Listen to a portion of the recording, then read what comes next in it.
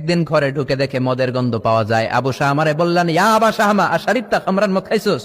কয় না আব্বা, শারিবতু নাবিজান, নাবিজ খেয়েছি। খেয়াল রাখবেন, মদ হারাম, মদ খেলে আসিবে, কিন্তু নাবিজ খাওয়া হালাল। নাবিজ হচ্ছে আরব দেশেরা খায়, সাদা দুধের মধ্যে রাতে শক্ত খুরমা যদি 5টা ফেলে রাখেন, সকালে ওইটা দেখবেন দুধের রং আর সাদা নাই, খুরমার রস টেনে দুধটা লাল হয়ে গেছে। এটা খেলে স্বাস্থ্যের জন্য আরব দেশে খুব ভালো, কিন্তু এটা রাতে ভিজাইলে সকালেই খাইতে হবে। এটা যদি 3 দিন রেখে দেন, 4 দিন রেখে দেন, এটা তারির মতো মদ হয়ে যাবে, মাতলামি হবে, খাওয়া যাবে না। ওমরের ছেলে ওই মজাটা নেয়ার জন্য 4 দিন ভিজায় রাখছে, তারপরে নাবিজ নামক মদ খেয়েছে। ওমর বললেন, মদ খাইছস নাকি? আবু শামা বলে, খাই নাই। ওমর বললেন, তাআলা ইলা, এদিকে আয়, ইফতাহ ফামাক, মুখ খোলো। মুখ খোলার পরে গন্ধ নিয়ে দেখে নাবিজ মাখানো মদের গন্ধ পাওয়া যায়। কোনো কথা নাই, কলারটা ধরলেন, টানতে টানতে মসজিদে নববীর বারান্দার পিলারে নিয়ে বাঁধলেন। জোরে আযান হলো, নামাজ পড়লেন, নামাজের পরে সালাম ফিরালেন।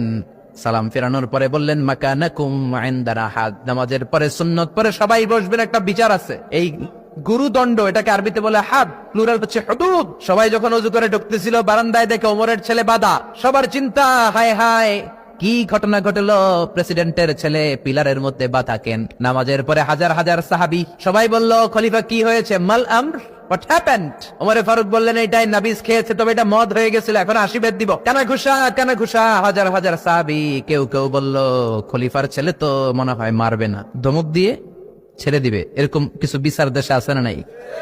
মিলায় দেয়, ঘুষ খায়া ছাইরা দেয়। এমপির পোলা হইলে 7 খুন মাফ, চিল্লা এখন ঠিক না?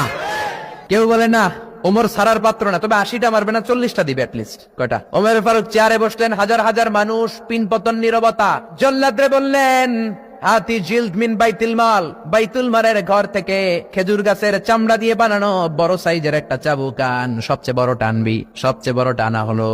এবার ওমরে ফারুক বললেন, ইবদা বিসমিল্লাহ, শুরু কর আল্লাহর নামে। চাইতেন ওমরে ফারুকের সামনে দাঁড়িয়ে জল্লাদ মারবে 80টা বাড়ি। মারতে শুরু করেছে, ওয়াহিদ, ইসনাইনি, তালাতা।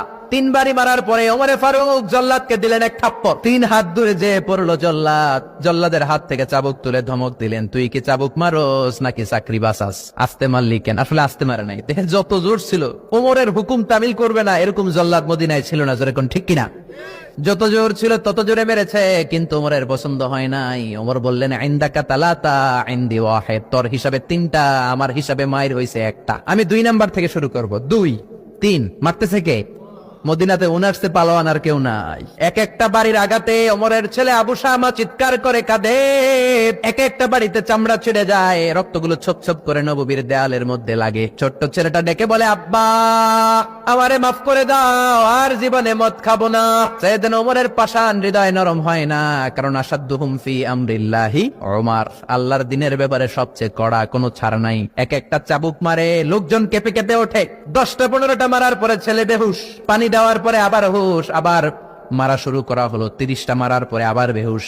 এইবার আবু শাহমার মা ওমরের বউ এসে ওমরের পা ধরে ডেকে বলে, ওমর তোমার পায়ে ধরে ক্ষমা চাই, আমার কলিজার টুকরা বাজানটারে তুমি মেরে দিও না। 80টা বেত মারতে হবে, মেরেছো 30টা, আরো মারবা 50টা।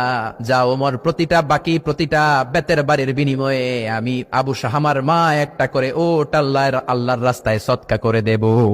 ওমর বলে, না আবু শাহমার মা, এটা আল্লাহর আইন, গোটা দুনিয়াটা দিলেও একটা চাবুকের বাড়ি থেকে ওরা কেউ বাঁচাতে পারবে না।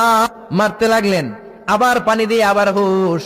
ওমরের বাড়ি যে খেয়েছে সে বুঝেছে। 50টা বাড়ি মারার পরে আবু শাহমা দুনিয়া থেকে শেষ। রাগে ওমর গড়গড় করছেন, বললেন, এই বেয়াদবটারে গোসল করা, জানাজা দে, কবর দে। কবর দেওয়ার পরে কবরের উপরে মারা শুরু করছে। 51, 52, 53, 80টা চাবুক মারার পরে আল্লাহরে ডেকে বলে, আল্লাহ আমার ছেলে হওয়ার কারণে কোনো পার্সিয়ালিটি করি নাই, বিচারে 2 নাম্বারই করি নাই। 80টা গুনে গুনে ব্যাত মেরেছি, দেহে যত শক্তি ছিল ততগুলো মেরেছি। কিয়ামতের ময়দানে জালিম ওমর বলে, তুমি কিন্তু আমারে ডাকতে পারবা না আল্লাহ, জালিমদের কাতারে আমারে উঠাতে পারবা না, আমারে জালিম বলতে পারবা না। ওইরকম ওমরের দরকার আছে না নাই?